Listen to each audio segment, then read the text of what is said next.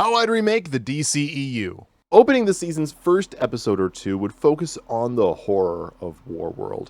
We would only see or hear glimpses of the planet as the Green Lanterns discover that there have been kidnappings from various planets, all telling horror stories of this hellscape. As Jessica Cruz, Kilowog, Guy Gardner, Jon Stewart, Simon Baz, and Kyle Rayner are returning from a relief mission, they are abducted by Warworld slave ships. Upon waking in Warworld, the Lanterns see that they still have their rings. However, if they try to use them, they get zapped with electricity. This comes from the implant on their body that cannot be removed.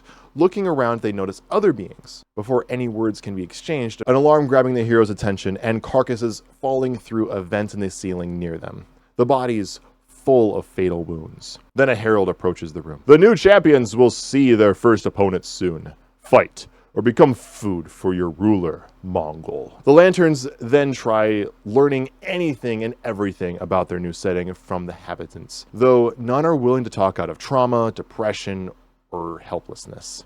The next day, the horrors are revealed as Guy, Kyle, and Kilowog enter the arena first. Although Guy has been confident leading up to this match, in which the Lanterns get some access to their ring's power, but only if they stay within the arena. He had returned with Kyle and Kilowog in shock. It is around here when the viewers see the gruesomeness of Warworld, bordering on R-rated violence. The next handful of episodes would deal with the Lanterns getting their bearings and giving their fellow champions hope. After a powerful performance between all 6 Lanterns and a major foe, we formally meet the ruler, Mongol, an 8-foot, half-ton behemoth. He wishes to congratulate the heroes and awards them with a fight of the year. His personal champion, Draga. During the later battle between the Lanterns and Draga, Draga is defeated, though the Lanterns refuse to kill that champion, much to the dismay of Mongol and even Draga, who sees it as a dishonorable move. And cheer from the crowd for the nobility,